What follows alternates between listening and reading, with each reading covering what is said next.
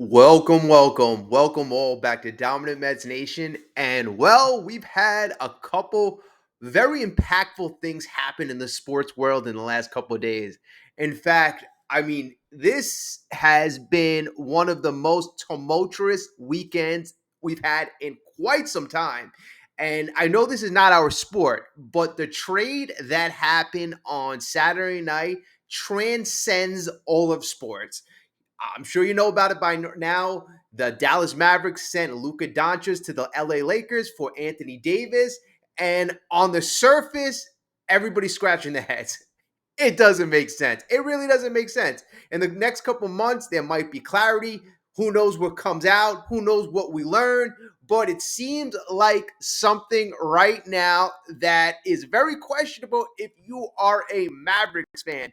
Luka Doncic being one of those electric players in the game, one of the most dynamic basketball players in all of baseball. It's kind of like the Royals trading Bobby Witt Jr. for, I'm not going to say a bad player, but a player that's kind of had his better days. So I don't know. I really don't know. It's something that I have my opinions on, but let's just keep it quiet right now because who wants to start controversy about the NBA? This is an MLB channel. But it got me to thinking about the Pete Alonso situation. It really did. And it got me to thinking about the Dallas Mavericks' decision to kind of say, hey, you know what?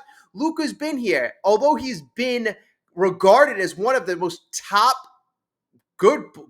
best players in all of baseball. I'm not baseball, all of basketball, probably top 5, top 3 in some respect. Doesn't play defense, a little out of shape, maybe doesn't project well for the future, is going to command a lot of money. It kind of rung a little similar, and it's a lot bigger scale on the Luka Doncic situation, but a lot of similarities to Pete Alonso. Pete Alonso has a place in the heart of a lot of Mets fans. Does it matter? Should that come into the equation dollars wise? Should it? Maybe a little, because on the marketing angle, people want to follow the all-time home run leader for the New York Mets. But beyond that, how much value does that really provide the Mets? If Pete Alonso isn't really the best defensive guy, maybe a bit out of shape, Pete Alonso has been, there has been, viewpoints that the guy is not in shape. You judge. How is he going to project as he gets older? Right now in 2025, I'm going to continue to say, based on the available options, it looks like Pete is still top of the list.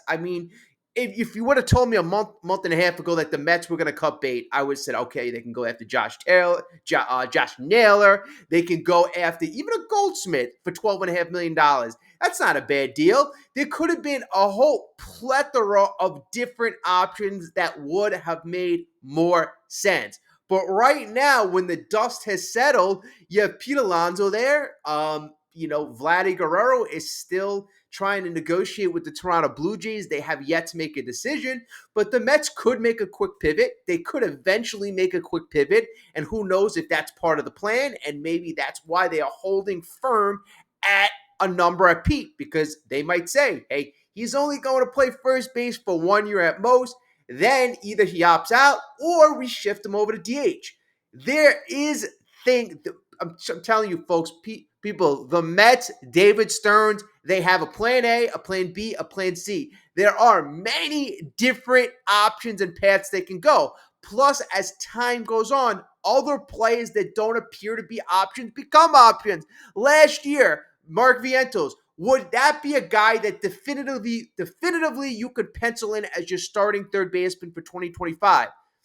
I don't think so. That was a guy that you have to see if he can prove it. Just like Brett Beatty before. Brett Beatty failed. Mark Vientos was given that golden opportunity in 2024, and he took the reins and he ran with it. So Mark Vientos he earned that job and he earned that opportunity. And that's what I'm saying. There may be other guys in our system. I'm looking at Mr. Ryan Clifford first and foremost. He is a guy who can play a corner outfield position, but he can also play first base. He's a guy that has been a top-rated prospect, a good on-base guy, home run guy, strikes out a little too much.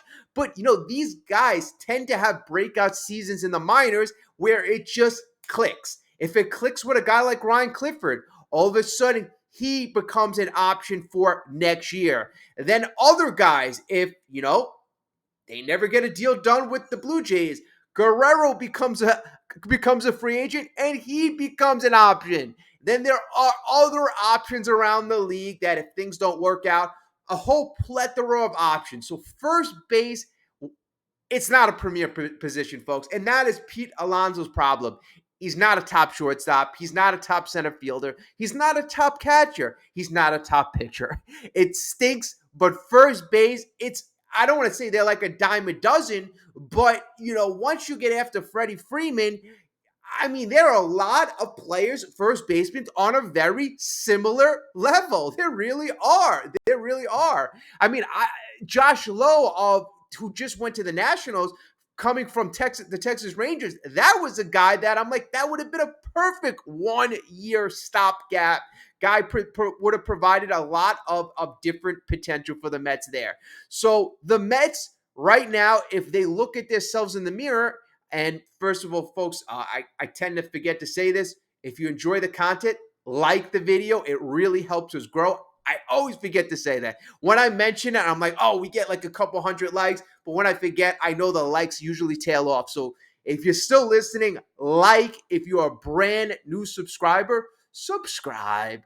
We want to have as many subscribers before the season starts so we can analyze the games, have fun together. Because I'm telling you, I cannot wait to sit down, watch Juan Soto, Lindor, Vientos, that lineup rake, and the pitching. And I got to get to the pitching pretty soon because I want to talk about Jack Flaherty signed a contract, but we're going to get to that momentarily.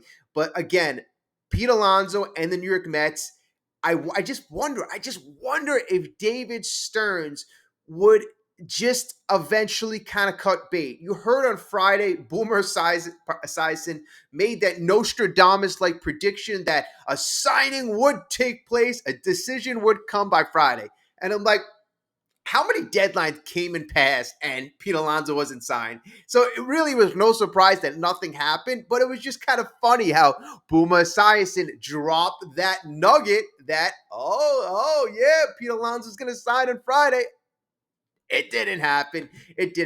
But, nothing new. And when I heard that rumor that Boomer was saying he was going to sign, I'm like, okay, some sides, there had to be a side that set a deadline. The Mets either said, hey, we need a decision by Friday, or maybe the Pete Alonso, the Boris side said, we're going to make a decision by Friday.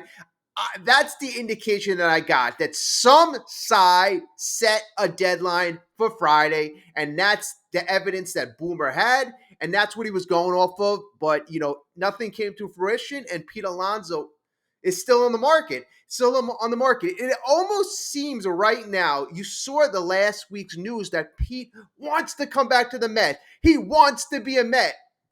It almost seemed like, when you looked at last week's news, that all that news that was coming out was being used as leverage for the Blue Jays, because it was all pro-Met stuff. Oh, he wants to come back to the Mets.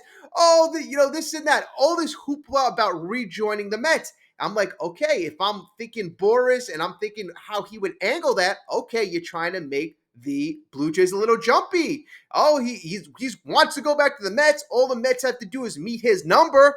But the Mets, no matter what, are very stubborn. And in my opinion, they're not over the moon about Pete Alonso at all. At all. Whether you love Pete or not, the Mets, David Stearns, are not high on him. They only value him to an extent. And, to give them credit, they value him as over market value.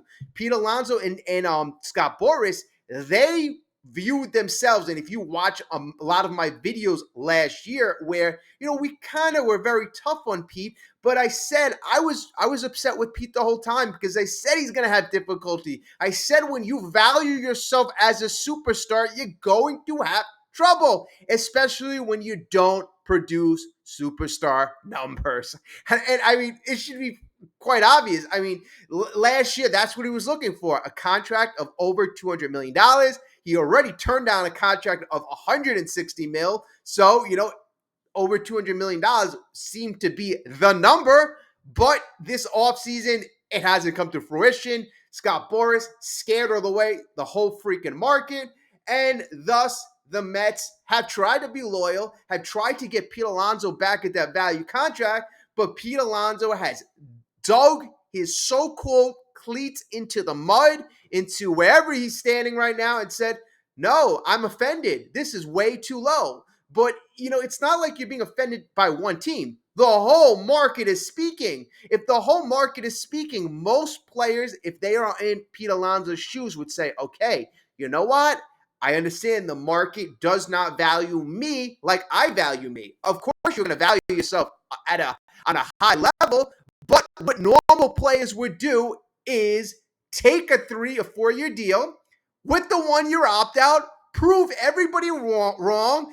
You shed that draft pick, that draft compensation, and then after this one breakout year, then the money should be there because you will have proven everybody wrong. But again, I continue to repeat the fact that I don't think Pete has that type of confidence in himself. And then I ask, why should the rest of the league have confidence in him if he is not showing that confidence? So we continue to be in a stalemate. Every article you see tells why Pete Alonso might come back to the Mets or why he may leave. But right now, we continue to be in a staring match. We know that the Mets are dug into the ground on their number, and I don't see them going up at least by a tremendous clip. Maybe it goes up by a couple mil. Maybe they get creative. Maybe it has something to do with a Jack Flaherty contract. And let's talk about Jack Flaherty right now, because that was the pitching, that was the pitching weapon / option that I really wanted the Mets to explore. I thought that this guy had, really a talent, ability that the Mets could have used for 2025, but it really seemed like his injuries really scared MLB, and even you could see in the structure of his contract that, the Detroit Tigers, that's the team he signed with, kind of protected themselves. So the deal was for a 2-year span. The first year, Jack Flaherty is going to make a very nice salary. He's going to make $25 million. The whole deal was 2 years and $34 million. 2 years and $35 million. So that would mean, if you look at the contract, if he gets 25 in year 1, he would get $10 million in year 2. But how the contract's set up is if Jack Flaherty starts 15 games or more in year 1, that year 2 salary would be bumped up to $20 million. Still not a bad salary, not a bad deal. 2 years, $45 million isn't a crazy amount for a pitcher with Jack Flaherty's potential. And then I look back at Frankie Montas, almost the same amount of money that the Mets gave Frankie Montas. And, I scratch my head. I just scratch my head because Frankie Montas, I look at as a clear 5, and Jack Flaherty, I look at more as a guy who has top end potential. Maybe not ace, but a guy who could slide in as a number 2, a number 3. He started game 1 of the World Series. So the guy has an elite breaking ball, and I still think he has a lot of untapped ability. I would have loved to see him in the pitching lab, but the Mets are deciding to go in other directions right now. So our last video talked about Dylan Cease to the Mets. Potentially Michael King to the Mets as well. That was in the video prior. But the Padres, they have a lot of turmoil going on. The situation right now, the ownership situation, after Seidler died, it seemed like there has been a lot of controversy in that organization, in that front office, and it's a little sad. But the GM, I gotta say, has done a good job still putting a winning product on the field. But how long can that last? How long can that last? Because it looks like the Padres are in that mode of cutting money. So therefore, guys who have 1 year remaining on their contract, that is Michael King and Dylan Cease. Both those star pitchers have 1 year left on their contract, and they are being made available to MLB right now. And I think this is a really good time for the Mets to buy. I really do, folks. And I'm going to say it like this. The value of the players when you put on the market is based on the demand, the demand. And when I look at the teams who would typically be searching for that starting pitcher, it always starts with teams like the Dodgers. Teams that see themselves already fully vested, already spending a lot of money because they want to win the World Series. Those are the teams willing to, I guess, pay up for when they need a piece, But the Dodgers, they're set right now with the rotation. They just signed Sasaki on top of already stacked rotation. Another team that would traditionally be in the mix, and that would be the New York Yankees. The New York Yankees, they are pretty much set, stacked, signing Max Fried on top of Garrett Cole, on top of Rodon, on top of a couple really good options in that rotation. And not to boot, they have a pretty good bullpen as well. So on the pitching side, another aggressive team. The Yankees are pretty much set. Then if you continue to go along, teams that were looking for pitching, the Boston Red Sox already invested heavily in Garrett Crochet. Then they signed Walker Buehler. They're pretty much set as well. Another team, Toronto Blue Jays, they signed Max Scherzer. Not that they have a lot of capital, but we know that that's a team that was looking for a little extra pitching as well.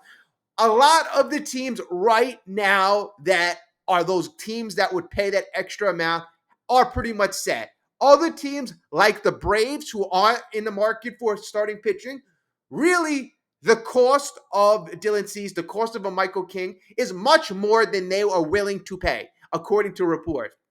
Other teams like the Chicago Cubs, who could use an extra starting pitcher, it seems like the Padres are more interested in the Mets farm system. So out of all the typical teams right now, there could be other wild card teams. You could say the D-backs, but they had a big signing, Corbin Burns.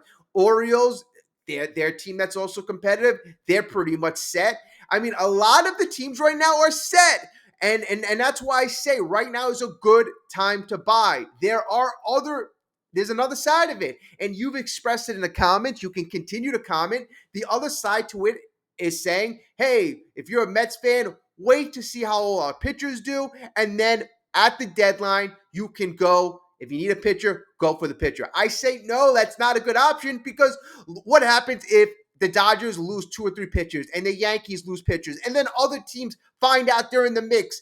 The competition and the price for Dylan Cease or for Michael King could go up tenfold because the demand will go up. Right now, the demand is not there, and the Padres have a desperate situation. They have a desperate situation, so who knows? You're probably like, well, if the demand is going to be more at the deadline, why wouldn't the Padres want to wait? Well, because if Dylan Cease stinks or gets injured, or Michael King stinks or gets injured, their value goes down. So the Mets right now are in an opportune position. So what is the value of a Dylan Cease? What is the value of a Michael King? So everybody and a lot of people were saying, well, you got to look at what the Padres got for Juan Soto. It's going to be a package like that. I said, no, it's not going to be a package like that. I said, you look at the mold of what the Padres traded for to get Cease in the first place, and they traded 3 top 10 prospects in their system. One of those prospects, Drew Thorpe, being, I believe, a top 100 prospect. He was ranked 86th overall, but, those top 3 prospects or a top 10 prospects in the Padres system, I mean, that really means nothing, because a top 10 prospect in the Padres system could be way different than a top 10 prospect in the Mets or the Yankee system, depending on how good your system. But the bottom line is the Padres only traded away 1 top 100 prospect, and that was Drew Thorpe. And it's not like he was towards the top. He was number 86, 86. So essentially, the value, it wasn't a crazy value. And then that was when Dylan Cease had 2 years left. Now he has 1 year left. So as recently as I believe a couple of days ago, I saw what the Padres were asking for, and they aren't looking for 3 top 10 prospects in a person's system. They are looking for 3 top 25 prospects in a particular team's farm system. And folks, that is very doable. That is very doable. You were thinking Jet Williams, this and that, but 3 top 25 prospects, that is something the Mets can pull off. Definitely. And then they said that the package for Michael King would be less than that. I mean, I wanted a Michael King. But I can understand why you'd want a Dylan Cease. Dylan Cease probably going to be very tough to resign. I believe his agent is Scott Boras. That's what I've seen throughout my research. So signing him is not going to be easy. So that is also what's going to be taken accounted for in trading for him. Teams aren't going to trade or go over the moon for a player they're going to have for only 1 year. So that goes into it. But if it's just strictly 3 top 25, and it's less than that for King, I would say David Stearns, get to work, get a top echelon pitcher so that we have more to go to battle with, because we are close now, folks. We are close. So the PECOTA projections, for all of you who are not familiar with the PECOTA projections, PECOTA is what their system that they've been developed, I don't know how long ago, but what they do is they predict how many wins each team will be projected to have at the end of the year. They've been doing it for years. They take a lot of different things into the equation. Last year, I believe they projected the Mets would have like 82 or 83 wins. This year, they project the Mets, as we currently constituted, to have 88.9 wins. So last year, the Mets ended up with 89 wins. So the PECOTA projections don't even have the Mets finishing with the same win total they had last year. I've seen other prognosticators, other gambling betting places saying the Mets are winning 92, 91, but PECOTA says 88.9. And I think PECOTA is really taking into account the starting pitching or the lack thereof. I know the Mets, they take a lot of pride in the pitching lab. They take, that is something maybe PECOTA or probably PECOTA doesn't take. They don't say, oh, you're not taking into account what David Stearns could do with Frankie Montas, or what David Stearns did to a Sean Manaea, or what David Stearns will do to Clay Holmes. No, I don't think PECOTA's taking that into account. But you know what? Things have worked out in the past for the New York Mets. I think you need a little more insurance if you're investing like Steve Cohen is. Steve Cohen's investing a lot of money in this team, around $300 million right now. Pete Alonso is a guy that, you'd love to have, but I'm just going to say this. He doesn't really seem like he's a guy so invested in what the Mets are doing. Really, if they're quibbling right now over a couple million, and I know there are people, probably yell, just give it to him, just give it to him. I mean, if it was so simple, 30 other teams would have given it to him. It's about really 25 guys. In fact, 40-man roster, 25 guys on the roster right now. I mean, that team's going to have a collection of players. It's not about one guy. It's really not about one guy. It's about the complete organization. That way you go back to like the Luka situation. It's not about Luka. Who knows what's going on with his background, his situation, but the Mavs deemed, and I think it might be a very silly thing, so I don't want to say, hey, let's follow the Mavs, but the way of thinking might be something to take something from. You could take something from that's not just about one player. I think that's a pretty good nugget to take from that. I think Francisco Lindor expressed that he wanted Pete Alonso back. So did Juan Soto to an extent. But if the guy basically doesn't want to be here, and I'm getting indications, and I've said that in the last 2 years, that the reason why I kind of soured on Pete a bit is because I saw little things that to me, from being on baseball teams, from being on like organizations in the past, it seemed like he did not want to be here. It really did it. It was more about him than about the team and about the organization. Everybody's speaking complimentary of Pete, but I don't know. I don't really see Pete speaking more complimentary about like staying here. Okay, so we went over Pete, we went over Dylan Cease, and last week the Mets made, I would say a nice little move. A nice little move. They got Madrigal. He was a guy who played for the Cubs in the last couple years. Yeah, so Nick Madrigal, he was a bit of an interesting guy. Like when he was initially drafted, the first thing that came to my mind is, what about Jose Iglesias? What about Jose Iglesias? Madrigal is a guy that it kind of clicked. I'm like, okay, you know what? It seems like David Stearns wants to get a bit younger. Wants to get a bit younger. Nick Madrigal is going to be 28 years old when the season starts. He's 5'8", 175 pounds. He's a guy that has a career. He has 4 home runs in 940 plate appearances. So he's a guy with very, very little pop. He's got a career 274 batting average, so he has good bat-to-ball skills. And if you see his minor league and college stats, still never hit a lot of home runs, but very good contact hitter, extremely good contact hitter. The guy has a pretty good glove. He could play the middle infield positions, shortstop, second base. He's got great range, very good range, mediocre to good sprint speed. But the guy's biggest weakness clearly is going to be power. But he's a guy that I think obviously he's going to come off the bench. Obviously he's going to come in those late innings defensive situations. Maybe a pinch runner here and there.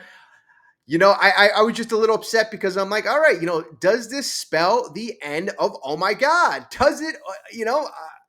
It's just I really think David Stearns has a specific mold right now, and is just going with players that fit specifically that mold.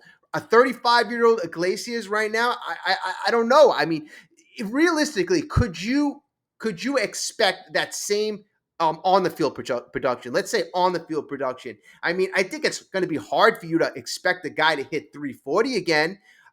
Magical is a guy who's only 28. Maybe he's a guy that has a good 200 at bats. Maybe he's a guy who built some value. Maybe he's a guy that you could turn into something you can flip.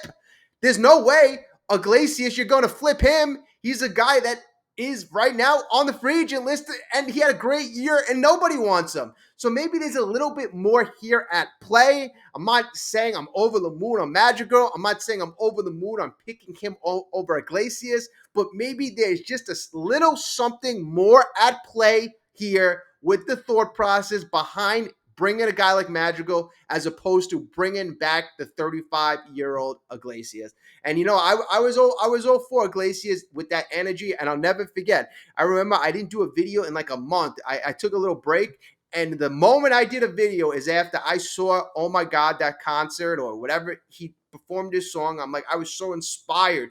I'm like, you know what? I got to get this channel started. I mean, he inspired me to start this up again. So, thank you, Jose. So, it meant a lot to me. It meant a lot to have Jose on this team. But at the end of the day right now, David Stearns is building this vision long term, now and in the future. And that's why I think the Pete Alonso situation has been so touchy because, Pete Alonso wants a long-term commitment, and I 100% don't think Stearns wants him in his long-term plan. Short-term plan, yes, 1 year, maybe 2 years at the DH, okay, fine. But Pete Alonso is not part of a long-term vision. And really, Pete Alonso right now, I mean, the attitude is really concerned about Pete. Yes, he's the free agent. He's got to be concerned about himself. But I think right now he's made a lot of bad decisions. If he bleeded orange and blue, he could have been a Met 1, 2, maybe 2 or 3 more times, 2 or 3 times in the past. And I don't know. I just don't know. I know what I hear, and obviously we've all heard that this is one of the toughest negotiations, tougher than the Juan Soto negotiation. That was apparently tough. That was a tough situation. That was a tough negotiation. This is tougher. This is tougher. Steve Cohen, that might be him, maybe exaggerating, maybe feeling it because he's in the moment, currently negotiating. But I don't know. I tend to think right now. Right now, we are in February 3rd, a week and a half to 2 weeks away from pitchers and catchers. I'd love to just put the focus, and I've been saying this too. I mean, any focus right now spent with Alonso is focus wasted that we could be spending on improving the pitching, improving other aspects of the team. And that is what I do not like. So I mean, love Pete or hate Pete. Make a damn decision. It is about time. About time. So, all right, folks, let's end it up here. Maybe we'll do a live stream later. So if you're around, we might do a live stream. Like, subscribe if you're not subscribed. Come on. All right. Thank you so much. I appreciate every one of you. If you have any comments, drop them down. And about the comments, respectful. Come on, respectful, folks. I appreciate everybody. Because I think I'm gonna have to put a couple moderators in the comment because a couple of people are not being respectful to one another. I gotta say, over the 2 years I've had this channel, for the most part, 95% of the people have been respectful. Probably even more than that, 99%. So, I don't want to put any shade, but the last couple weeks, other people haven't. So, again, I always say keep it respectful. But I know the people right now that are currently watching this part of the video are always respectful. Probably should have said it more in the beginning. But thank you as always. Have a great day, and let's go Mets.